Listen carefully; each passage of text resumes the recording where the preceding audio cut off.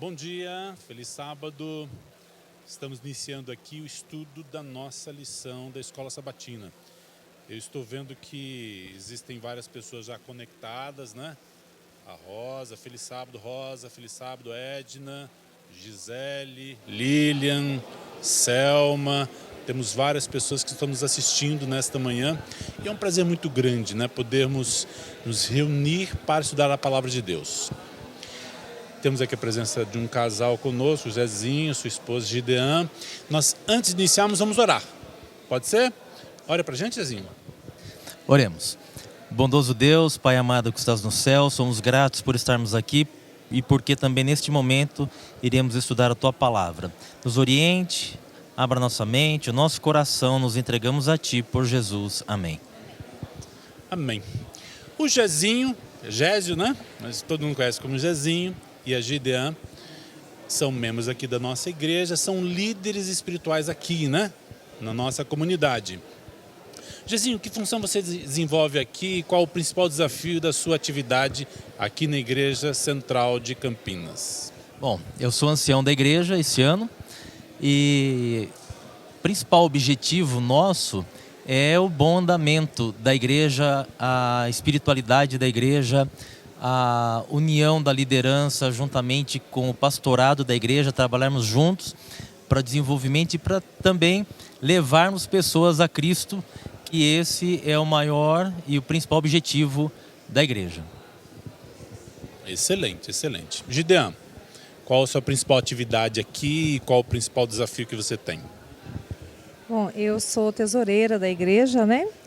E o meu principal objetivo, assim, é administrar bem, né, as finanças da igreja, é cumprir com as datas que a gente tem que cumprir e atender aos membros. Sempre que houver uma solicitação, estar pronto a atender todos. Excelente. Então estamos apresentados, meu nome é Júlio César, sou líder do departamento de mordomia e vou ajudá-los hoje na condução do estudo da lição. A lição que estamos estudando esse trimestre fala da vida de Daniel.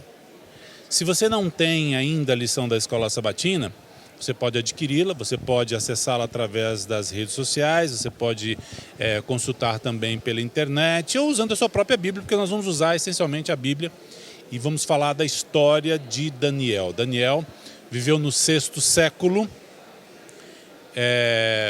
ele viveu num tempo tumultuado, né? Porque no 6º século algumas nações disputavam o domínio, né? O domínio universal aí. E aí a história de hoje tem a ver com um período específico quando um rei chamado Nabucodonosor invadiu Judá, que era a terra de Israel, né? E levou Daniel com apenas 17 anos. 17 anos. 17 anos, né? Levou ele cativo para a Babilônia. Gente, como deve ter sido difícil, né, para Daniel essa situação de ser levado cativo aos 17 anos para uma terra desconhecida, né? O que vocês acham?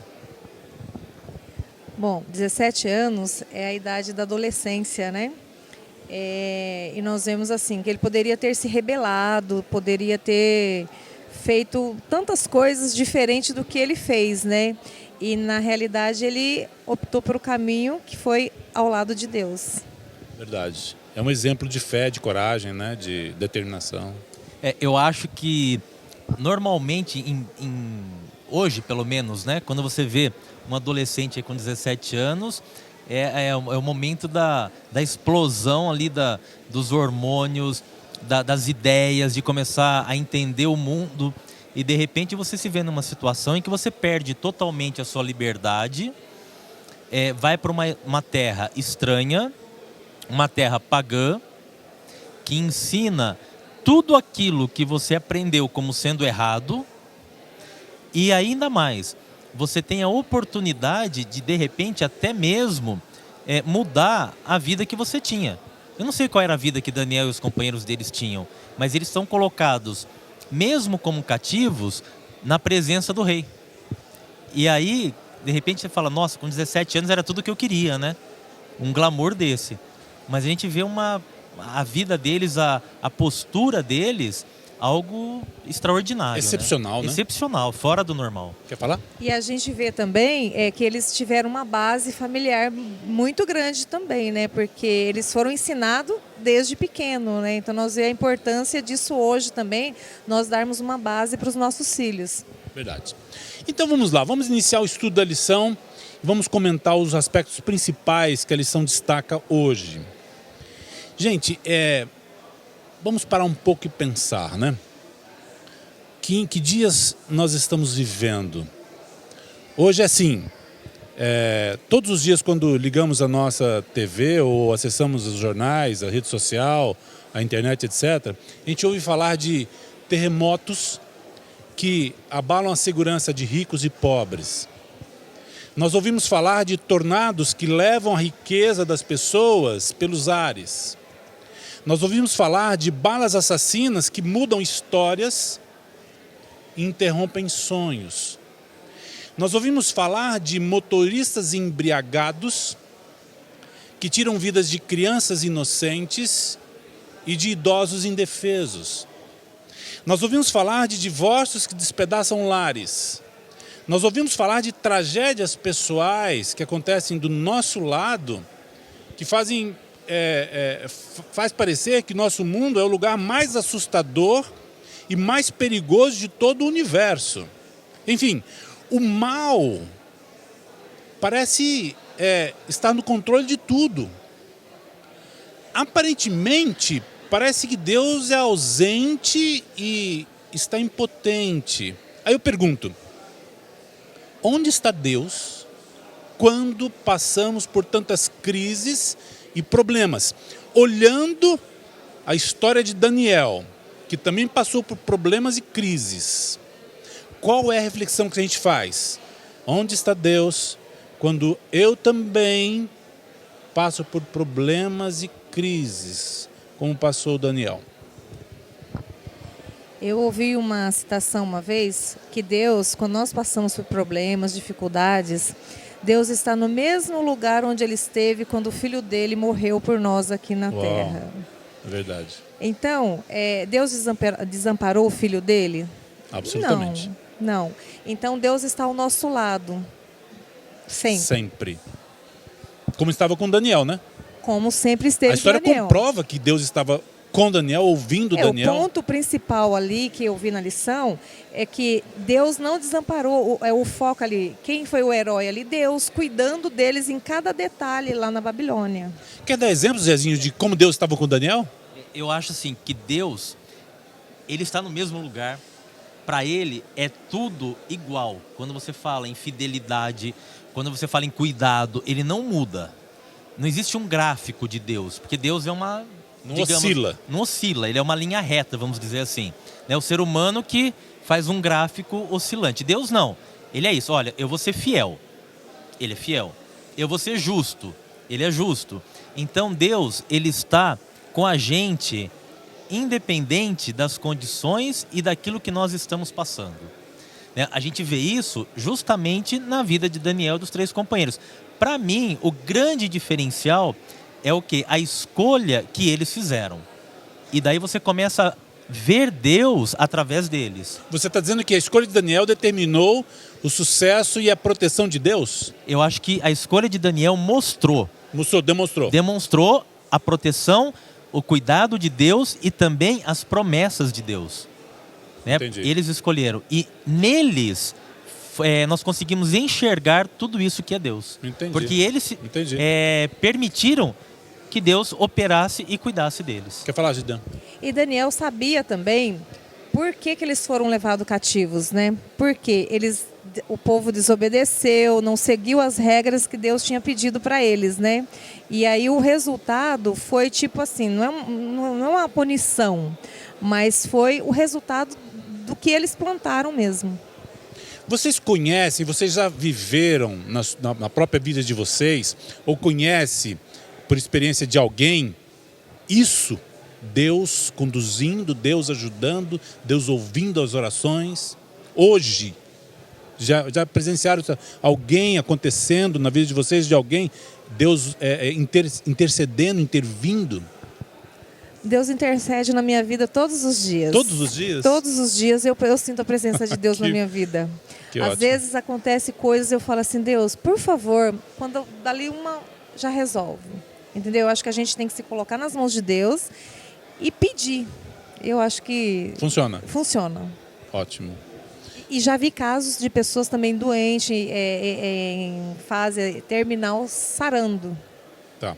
Deus cuidando. Sim, então, apesar de ouvirmos tantas notícias ruins, né, como eu falei anteriormente, perceber que o nosso mundo é um mundo perigoso, é um mundo onde existe o mal, né, em todos os lugares, nós podemos confiar que Deus cuida de nós. E se pedirmos, Ele vai nos ouvir. Com certeza. Deus, ele está no controle. Eu acho assim também, o que nós mais temos que ter em mente é o seguinte: qual é o plano de Deus para a nossa vida? É a salvação. Pronto. Esse é o plano de Deus para a vida de cada um de nós, é nos levar para a salvação. Agora, o que nós vamos passar aqui na Terra para alcançarmos a salvação é um outro ponto. O importante é a gente enxergar lá na frente que o plano de Deus para a gente é a salvação. Entendi. Bom, você que está nos assistindo aí, você pode compartilhar também experiências, ou se você quiser fazer perguntas aqui, eu estou acompanhando, né? Várias pessoas aqui desejando feliz sábado, a Lília, a Gisele, a Selma, a Maúde, a Yara. Fique à vontade para interagir conosco, vamos tentar, na medida do possível, responder também as suas perguntas e colocar aqui para os nossos amigos aqui também essas questões. Vamos seguir em frente então. Bom, o rei que tornou Daniel era um refém, né? Podemos colocar dessa forma, né? Daniel era refém em Babilônia. Sim, né? Bom, o rei que fez de Daniel um refém, ele era muito egocêntrico, né? Nabucodonosor, né? O nome dele. Egocêntrico. Era um rei também muito idólatra, né? Ele tinha lá os seus deuses, e não apenas um, mas vários. Quando eu digo que ele era egocêntrico, eu acredito até que ele se considerava um deus, né? Porque o que ele falava era lei. Bom, acontece que, em uma certa situação lá, Daniel poderia ter se desesperado. Tinha perdido sua liberdade, né? Tinha perdido o seu lar. Daniel tinha perdido a sua honra. Estudiosos afirmam que ele foi castrado, né? Então, assim, a possibilidade de ter uma família no futuro tinha sido cancelada, né? A possibilidade dele voltar no futuro para a sua terra e reassumir as suas atividades como príncipe, porque ele era da família real, né? Estava cancelada também, né? Nenhum príncipe seria aceito no seu reino numa situação dessa. Ele tinha perdido a sua família, perdido os seus bens. Gente, Daniel perdeu todos os seus sonhos com 17 anos de idade. Bom, ao invés de desistir, ao invés de se desesperar, Daniel demonstra pela história, né, que nós lemos aí, um espírito corajoso e fiel. Gente, eu pergunto, qual era o segredo de Daniel para demonstrar uma fé tão inabalável? Que segredo ele guardava? O que ele fez? Porque a fé, diante de uma situação dessa, era excepcional. O que vocês me dizem? Você sabe que eu pensei justamente nisso, viu? E a conclusão que eu chego é que Daniel, ele realmente conhecia a Deus. Daniel tinha uma intimidade com Deus. Ele não tinha um relacionamento superficial com Deus. Ele não sabia assim, tipo, existe um Deus, ele é o nosso Deus, ele nos mantém e tudo bem. Não, ele conhecia a Deus. Ele sabia os propósitos de Deus. Ele conhecia a história do povo. Ele conhecia como Deus tinha levado o povo até ali. Ele conhecia as exortações que os profetas anteriores tinham dado para que o povo fosse fiel para que Deus abençoasse o povo. Esse era o segredo. Eu acredito. Conhecimento de eu acho Deus. Que o conhecimento que ele tinha de Deus era tão grande que ele não se abalou. Assim, a conclusão que eu chego. Ele tinha intimidade com Deus. Gidan, isso mesmo? Você concorda? Concordo plenamente. Eu concordo que ele tinha um relacionamento muito, muito grande com Deus. Entendeu? Eram amigos de verdade. Amigos de verdade, no dia a dia. No dia a dia. Quando você disse anteriormente que faz experiências com Deus todos os dias, né?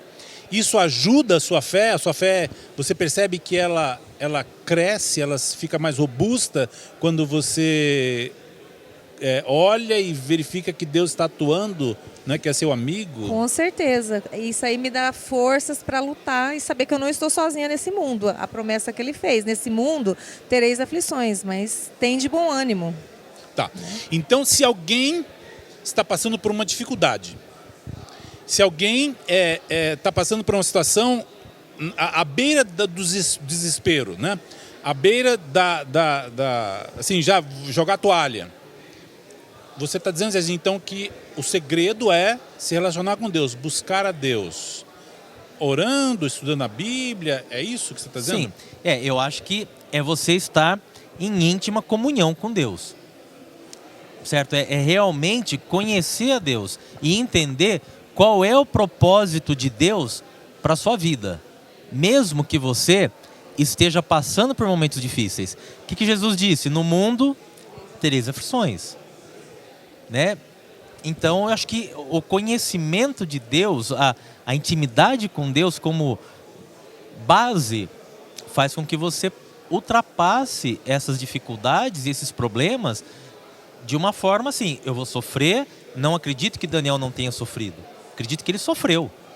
E deve até ter dito para Deus, Senhor, e agora, como isso? Né? Deve ter cobrado de Deus, porque ele era realmente amigo de Deus. Mas isso não o fez se afastar de Deus, né? Quer falar? Muitas vezes eu acho assim, a nossa comunhão com Deus, eu acho que ela nos dá calma, nos acalenta o coração no nosso sofrimento. Eu acho que você não sofre tanto se você sentir que Deus está com você. Entendi. Tá bom. Então vamos seguir em frente. Nós estamos estudando o livro de Daniel, né? Um livro curioso. Ele fala sobre... Ele tem 6 histórias, fala de 4 sonhos. É curioso porque cada capítulo, exceto o último, né? Em outras palavras, todos os capítulos, exceto o último, fala de um rei humano, né? Ou o Daniel começa falando de Nabucodonosor, ou ele começa falando de Belsazar, ou ele começa falando de Ciro, ou ele começa falando do poderio de Dario, ou ele começa falando, sabe? Então, assim, em cada capítulo, o livro de Daniel começa falando de um rei. E no último capítulo, ele começa falando de Miguel, que é Cristo, né? Enfim, é um livro curioso. E não é um livro apenas de histórias, né? Ele traz assuntos de profundo significado espiritual para todos nós. Assuntos significativos para mim e para você. Na opinião de vocês, por que é tão relevante estudar o livro de Daniel? Eu percebo que existem pessoas que, quando falam assim, vai estudar Daniel, vixe, né? Torce o nariz, porque lá vem, né, o livro de Daniel que eu, sei lá, não curto muito. Mas por que é relevante estudar Daniel, o livro de Daniel? O livro de Daniel, ele nos mostra os acontecimentos mundiais, coisas que já aconteceram, e nós estamos vivendo o finalzinho dos acontecimentos das profecias de Daniel. Se você estudar a fundo, você pegar a história, né, mundial e for casar ali com a Bíblia, com o livro de Daniel, você vai ver coisas que estão na Bíblia e que já aconteceram. Você está dizendo que Daniel, no 6º século antes de Cristo, já previu o que aconteceria hoje? Com certeza. As profecias do livro de Daniel, para a época, foram profecias. Para a gente, é a materialização da profecia, já aconteceram. Né? Então, todo aquele estudo que é feito no capítulo 2 de Daniel mostra o que iria acontecer com o mundo. Né? As divisões ali do sonho do rei, da estátua, e isso realmente aconteceu de acordo com o que Daniel profetizou. O meu pai, quando se tornou adventista, quando ele estudou o livro de Daniel, ele olhou para aquilo e falou, gente, é impossível. E aquilo deu para ele a credibilidade da Bíblia. Você está dizendo que ele se robusteceu a sua fé em função da compreensão das profecias? Exatamente, porque ele viu que foi escrito, foi predito que iria acontecer e realmente aconteceu. Então ele falou, peraí, se realmente foi escrito que iria acontecer, aconteceu, então a volta de Jesus é real. Então eu creio. Entendeu? Então eu acho que a importância do livro de Daniel é porque, para mim, ele faz um fechamento assim e mostra que a Bíblia é a palavra de Deus.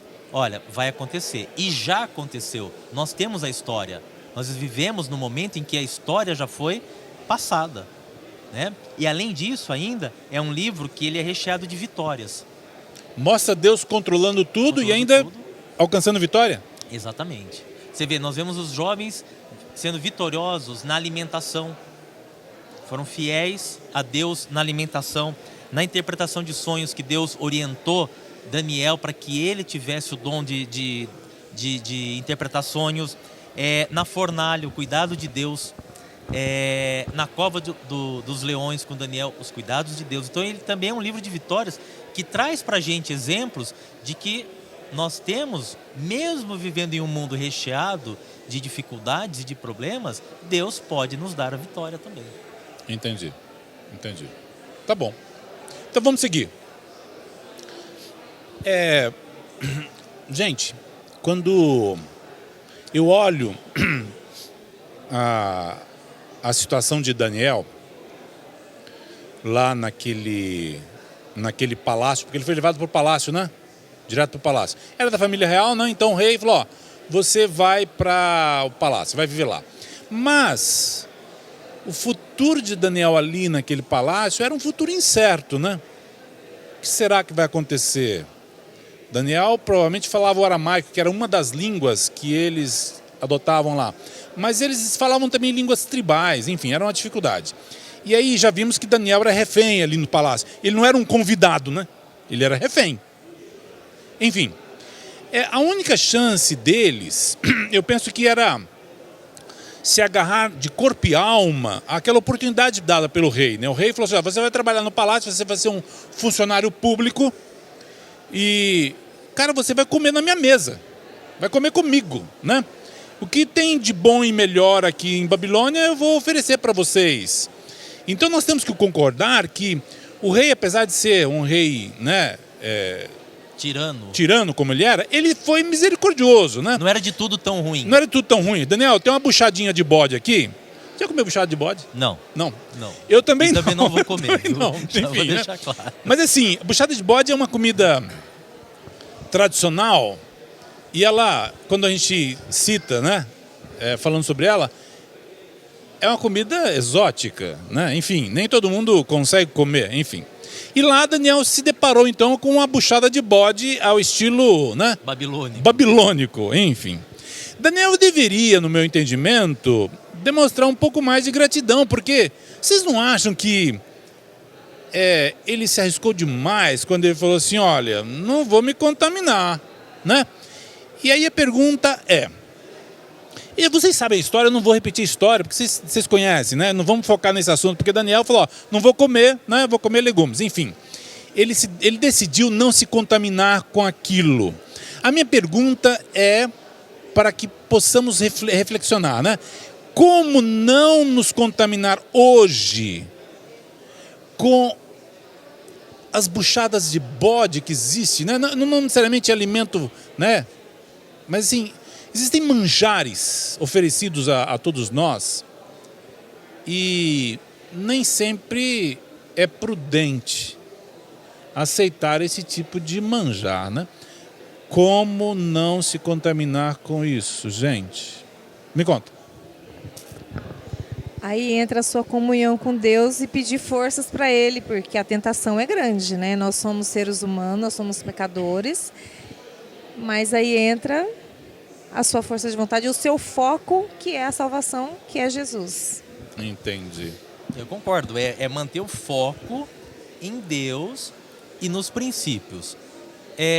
Por que Deus falou que não era para eu comer? Porque a gente vê na lição que Daniel, ele se apegou a duas coisas principais. Eu não vou comer dos manjares do rei, porque tem comida que não me convém, certo? Tem alimentos ali que não me convém, ele conhecia isso. E outro detalhe, os alimentos, antes de chegarem na mesa do rei, eles são oferecidos aos ídolos babilônicos. E isso está totalmente fora do meu contexto. Então ele era conhecedor, então nós temos que ser conhecedores, tá? Conhecermos realmente aquilo que é a nossa fé e tomarmos a decisão de fazermos a vontade de Deus. E foi isso que Daniel fez. E é o que nós temos que fazer hoje também. Não adianta a gente simplesmente estar aí no mundão e não temos o conhecimento daquilo que é a vontade de Deus pra gente. E daquilo que Deus pede pra gente fazer ou não fazer. Aí volta lá atrás, o conhecimento que Daniel tinha de Deus. A intimidade que ele tinha com Deus. E a confiança, né? E a confiança que ele tinha que Deus estava com ele. E por que ele confiava? O relacionamento. Vocês estão dizendo aí, então, que Daniel, nesse contexto, se alimentava espiritualmente? Sim. Sempre. Diante do problema da alimentação física, ele se alimentou espiritualmente para vencer esse desafio. É isso? Esse alimento espiritual era diário, eu acredito, na vida dele. Tá. Então... A história conta isso de Daniel, né? O relacionamento dele com Deus. O livro de Daniel mostra isso, né? Gente, eu chego a uma conclusão aqui, né? Para mim, então, o que vocês estão falando, quando a gente fala de alimento espiritual, quando a gente fala de alimento físico, que era uma preocupação dupla de Daniel. Daniel, ele tinha um cuidado com a sua alimentação física, né? Prova é que ele disse que não vai comer. E tinha um cuidado com a sua alimentação espiritual. E aí, para mim, isso aí chama-se convicção, né? Nós estamos falando do assunto aqui, convicção. Daniel era um menino que tinha uma convicção muito forte. A minha pergunta para vocês é: como eu consigo adquirir uma convicção igual a de Daniel? De falar assim, cara, esse alimento eu não vou comer, esse eu vou. E, além disso, vou me alimentar espiritualmente. Como chegar a uma situação dessa? Como me convencer a fazer isso todos os dias? Primeiro passo, você tem que ter fé, amar a Deus, que eu acho que quando você ama um amigo, quando você quer sempre estar com aquela pessoa. Então, você vai ter aquela convicção de que aquela pessoa, o seu amigo te fala uma coisa, você acredita no seu amigo.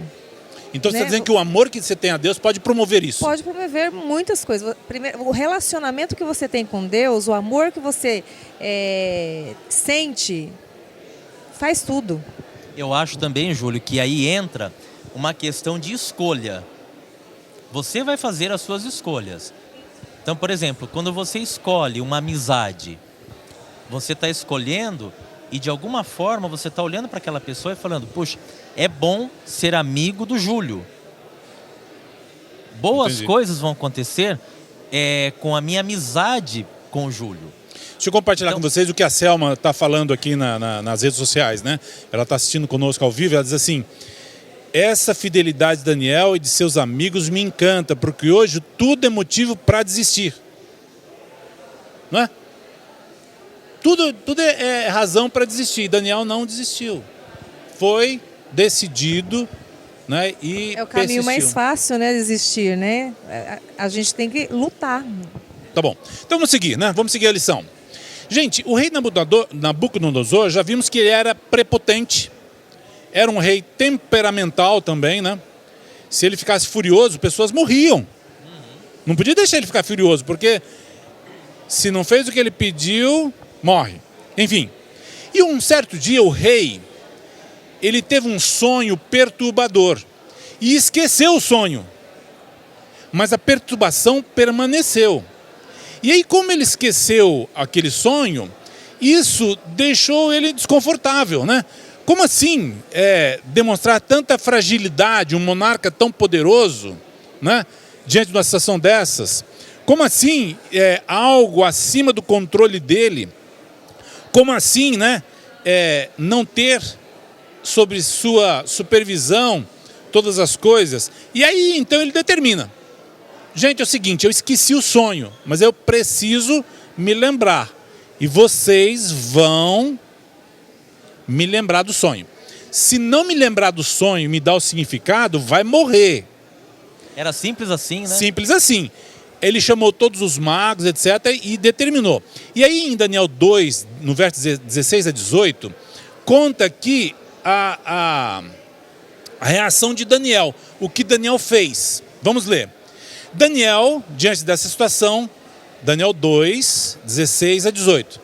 Daniel foi ver o rei de imediato e pediu mais um tempo para comunicar o significado do sonho. Em seguida, Daniel voltou para casa e contou a seus amigos, Ananias, Misael e Azarias, o que havia acontecido. Nesse momento, pediu para que suplicassem a Deus dos céus que tivesse misericórdia deles e lhes revelasse o segredo, para que não fossem mortos como os outros sábios de Babilônia. Gente, Daniel convocou uma reunião de oração.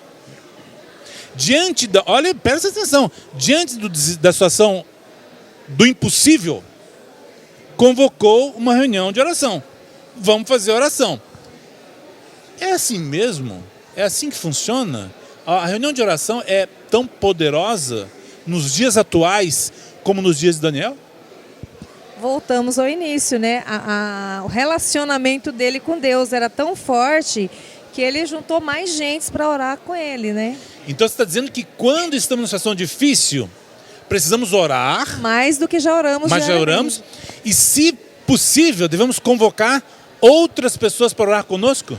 A oração intercessória, nós acreditamos tanto nessa oração e ela tem poder. Nós vamos nos unir mais, vamos ficar unidos quando nós oramos juntos. A oração intercessória, como já foi dito, né? Nós focamos em objetivos comuns, né? Nós vamos ter uma oração focada em objetivos comuns e nós, de alguma forma, juntos, vamos nos esvaziarmos de nós mesmos e deixar que Cristo ocupe o nosso lugar. Isso quer dizer o quê?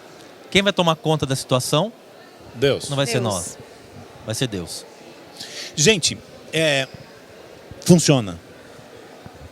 Oi? Funciona. Funciona, claro. Se você experimentar, você vai verificar que isso não é apenas uma suposição, né? Vou me reunir para orar e vamos ver o que vai acontecer. As coisas acontecem quando oramos. O coração de Deus se move ao nosso favor. A oração intercessória que a Gideon falou funciona. Se você persistir e orar, sabe, a situação muda em favor da sua vida. Eu costumo dizer que basta você seguir o conselho bíblico, né, e a situação se resolve. E foi o que aconteceu com Daniel, né? A história mostra que depois que ele fez a reunião de oração, o que aconteceu? Ele revelou o sonho para o rei. Deus falou para ele. Bom, o Júlio, às vezes a gente tem um mau costume de fazermos o quê? Lembrarmos de orar em que momento? Só nos momentos ruins. Momentos ruins. O momento tá ruim, eu ajoelho e oro. Melhorou? Passou a onda forte, passou? Beleza, eu tô sem orar. Não era o caso de Daniel, eu acredito. E nem de seus companheiros. É que a gente já falou no começo, eu já falei no começo. A intimidade com Deus era muito grande. sim. Quando veio a tormenta, quando veio o cativeiro, ele já era íntimo de Deus. É o que está falando aqui, né, o Fernando. O Fernando está dizendo assim, ó, a atitude de Daniel foi consequência de um estilo de vida. Ele tinha um estilo de vida. Estilo de vida, exatamente. O Fernando disse tudo aqui, né? Não aconteceu isso após a catástrofe. Aquilo que eu falei, a família, ele teve uma base familiar muito grande também. Sim. A Selma está dizendo que ela é uma prova Eu sou prova de oração intercessória é eficaz. Tenho minha amiga aqui, Gisele, que sempre ora por mim nos meus momentos mais difíceis e tudo muda. Graças a Deus, hein, Selma? Graças a Deus. Que bom ter uma amiga que ora por você, né? Sim olha por mim também, né? Porque Gisele tem um coração poderoso. Por nós, todos nós precisamos de oração. Precisamos orar uns pelos outros, né? Com certeza. Precisamos Fundamental. Fundamental. E eu, olha, já vou deixar até um apelo aqui. Se você não participa de um pequeno grupo, procure participar de um pequeno grupo, onde você vai estar com amigos, orando uns pelos outros. É uma bênção ou não é? A gente que faz parte de um, faz né? diferença Faz na vida muita da diferença gente. na vida da gente. A Gisele está dizendo aqui que a Selma também ora, né? Sempre orando, muito bem. Bom, vamos seguir aqui. Gente, a impotência dos sábios diante daquela situação foi uma vergonha, né? Porque os sábios diziam que sabiam tudo, né? Eram, né, poderosos, enfim. E aí isso demonstrou a sua impotência, né? Nabucodonosor tinha eleito lá astrólogos, pessoas que previam o futuro. Ele tinha na equipe dele magos e feiticeiros, aqueles que protegiam, né, o reino dos demônios. Tinha os caldeus, que eram chefes dos sábios. Tinha os encantadores, que eram responsáveis por manter os deuses satisfeitos, enfim. Mas nenhum deles conseguiu revelar o sonho, só Daniel. Aí vem uma pergunta, né? Nós sabemos que Deus lê os nossos pensamentos. O diabo também? O diabo não tem esse poder, graças a Deus. Não tem, né? Olha a prova. E Deus sabia do sonho, por quê? Porque ele leu o pensamento do rei. Claro, foi Deus que deu o sonho para o rei, né? Se Satanás soubesse ler os pensamentos, ele teria visto e passado para os magos lá, né? Exato. Foi Deus que deu o sonho, Deus sabia, Deus deu os pensamentos. Mas o diabo não, gente. Essa é uma prova, nessa história, essa é uma prova de que o diabo não sabe o que você está pensando. Então, se você não quer que o diabo saiba, o que você deve fazer? Orar em Muitas vezes eu faço isso, eu falo assim, gente, nem assim, o meu pensamento tem que ser com a boca fechada, nem os lábios não pode mexer. Não fale, né? Boca fechada, boca fechada. Como é que eu disse? Tá? Boca fechada, não entra mosquito. Isso daí é legal porque você pode contar para Deus os seus maiores segredos, que vai ficar entre quem? Você e Deus. Isso é muito interessante. E outra, Deus vai te ajudar, te dar paz, te ajudar a solucionar. Já o inimigo, eu acredito que ele vai te forçar a fazer as coisas erradas. Sabendo que você já tem aquela tendência para o mal, para fazer aquela coisa errada, ele vai estar te forçando a fazer mais ainda. Márcio, estou vendo aqui que você está presente, né? Um PG reunido na TV. Márcio, seja bem-vindo. Gente, isso é fundamental, né? Precisamos revelar os nossos sonhos, nossos desejos, nossos anseios para Deus. Orar, né, e comungar com Deus. E não dar chance para o diabo. Né? Não podemos dar chance para o diabo. Ele não sabe o que passa em nossas mentes. Então, ele pode tentar colocar coisas na sua cabeça, né? Trazer a tentação. Mas como você reage a isso, realmente ele não sabe. Pode. Bom, vamos seguir. Eu queria compartilhar com vocês um verso da Bíblia. Êxodo 14, 21. Êxodo 14, 21. É uma história também, né? Diz assim: então Moisés estendeu a mão sobre o mar e com um forte vento leste o Senhor abriu caminho por meio das águas. O vento soprou a noite toda, transformando o fundo do mar em terra seca. Conhecemos a história, né? Diante de uma situação difícil, Deus abriu um caminho inimaginável para Israel. A pergunta é: será que Daniel sabia dessa história? Com certeza. Com certeza. Ele conhecia a história do povo dele. Isso deve ter contribuído para a convicção que ele tinha de que Deus poderia fazer também por ele, ou poderia abrir a seu favor uma porta inimaginável. Com certeza. Gente, isso é maravilhoso, né? Pensar dessa forma. Porque quando eu penso assim, eu cresço espiritualmente. Sim, nós conhecendo a história, né?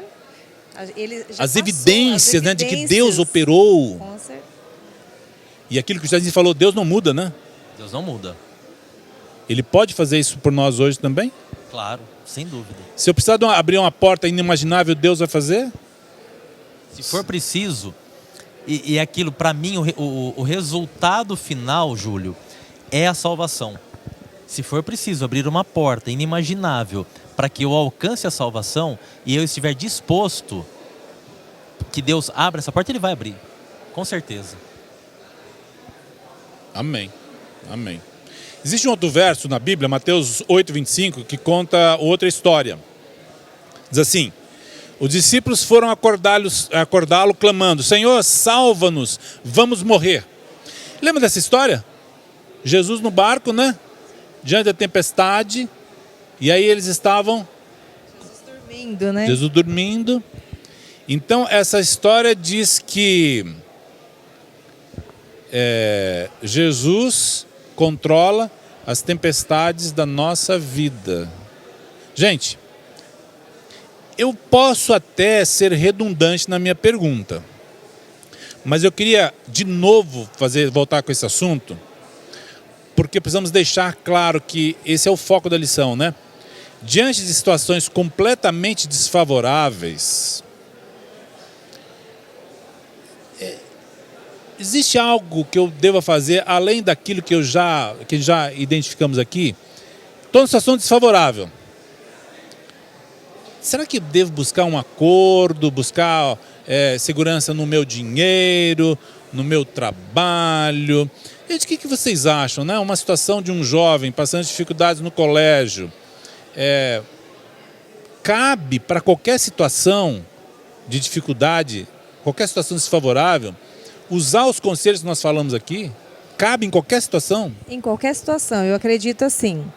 Um jovem na faculdade, ele tem problema com a aula ao sábado. Ele tem que ir na diretoria, ele tem que procurar explicar. Nesse momento ele vai estar mostrando o quê? Vai estar mostrando Deus lá na faculdade, a quem ele serve. E acreditar que Deus vai abrir uma porta para ele. Pode ser que ele não consiga o sábado livre na aula, mas Deus tem um propósito na vida dele. Ele foi lá, ele mostrou no que ele acredita. Talvez a pessoa nunca nem ouviu falar da Bíblia. Vai aprender vai, sei lá, aguçar uma curiosidade na pessoa para poder buscar a Deus. Quer falar, Zezinho? Eu acho assim, não tem nem muito o que responder em relação a isso. É crer em Deus e fazer a vontade de Deus. É ir atrás do quê? Do assim diz o Senhor. Atenção, senhores professores. Certo? 5 minutos para o término da lição. Bom, acabamos de ouvir aqui o recado de que temos 5 minutos para concluir. Então vou fazer uma última pergunta. E vou ler um outro verso. Mateus 9:11-12. Diz assim: quando os fariseus viram isso, perguntaram aos discípulos: por que o seu mestre come com cobradores de impostos e pecadores? Jesus ouviu o que disseram e respondeu: as pessoas saudáveis não precisam de médico, mas sim os doentes. Essa é uma outra história. E aqui mostra que os fariseus no tempo de Cristo estavam muito preocupados com a aparência de santidade. A vida cristã deles era focada na disputa por popularidade, né? E Jesus estava preocupado, como Jesus falou, e é fundamental, com a salvação das pessoas. A minha pergunta para vocês é a seguinte, gente. Já viram falar de fé ornamental? Fé ornamental. Você já ouviu falar de fé ornamental? Fé ornamental é aquela religião exterior, né? Então, fé ornamental pode nos garantir no dia da adversidade? Não. Nada que é ornamental pode nos garantir nada. Tem que ser fincado, tem que ser alicerçado. Não, é simples a resposta. Não tem nem muito o que falar, né? Então, se alguém... É tudo muito bonitinho, né? Tudo muito legal, tal, né? Mas e o alicerce dessa fé, tá onde? E como nós identificamos que a minha fé é ornamental? Já pensaram nisso? Como é que eu identifico que a minha religião é muito superficial? Seremos redundantes se eu disser que é quando eu verifico que eu não estudo a Bíblia? quando eu não oro, quando eu apenas vivo deixando a vida me levar, seria isso? Eu acredito que sim. Se você não tem um relacionamento com Deus, você não vai querer ir para o céu. O seu foco não vai ser o céu, a sua salvação. Foi no sermão de sábado passado, o Sammy, pastor que pregou, falou que o que você vai fazer no céu se você não tem intimidade com Deus? Você não vai se sentir bem lá. Verdade. E é uma verdade. Você não tem intimidade com você, você não tem amizade com você, eu não vou querer estar junto com você. É uma coisa para se pensar. Sim. Bom, nós temos que concluir. Eu vou deixar que vocês concluam com uma mensagem final, cada um, para os nossos ouvintes. E vou agradecer aqui, enquanto vocês pensam no que vocês vão falar, eu quero agradecer aqui também ao José de Jesus, né? Ele disse que está em Anápolis, mora em Anápolis hoje, e há 20 anos morou aqui em Campinas. José, muito obrigado pela sua presença aqui online conosco, né? E, gente, qual a mensagem que deixamos para terminar aqui? Bom, da minha parte é o seguinte, eu acredito que nós temos que sair da Babilônia. Nós temos que focar em Deus e deixar as coisas seculares. Nosso foco é Deus. Sai da Babilônia. Não se iluda, né? Não se iluda com as coisas desse mundo. Não tem futuro. Não tem futuro. O nosso futuro é a nossa salvação. Está provado que Babilônia é a cabeça da estátua de ouro que vai ser destruída. Vai ser destruída. Não vai permanecer, né? Com certeza. Tá? Quem vai permanecer? Dela. Sai verdade. Bom, pegando o gancho é exatamente isso. Sai dela, povo meu. Mas de que forma? Você tem, nós, né? Não você, nós temos que, no primeiro momento que nós tivermos que nossa fé for provada, nós termos a força para tomarmos a decisão ao lado de Deus. Atenção, É no primeiro senhores momento, não é professores. deixar para depois, para amanhã. É no exato momento dizer não e marcar o território. Selma, estou vendo aqui que você disse que tem dificuldades no seu trabalho, né? Porque trabalha aos sábados, tentações todos os dias. Nós vamos orar por você, para que você vença essas suas dificuldades. Ore por nós. Acredite, Deus pode transformar as situações desfavoráveis da sua vida. Pode mudar, né, a situação atual. Confie em Deus e Ele fará maravilhas. Gente, muito obrigado pela presença de vocês. Obrigada, Foi um Obrigado pelo prazer, convite, né? Júlio. Que Deus abençoe ricamente o ministério de cada um aqui na nossa Amém. igreja. Amém. Obrigado, Um abraço gente. para Feliz todos sábado. que estiveram com a gente abraço também a todos. nessa transmissão. Que Deus abençoe você, sua família e que nós possamos um dia estar juntos no céu. Amém. É o mais importante. Amém. Até mais. Tchau, tchau.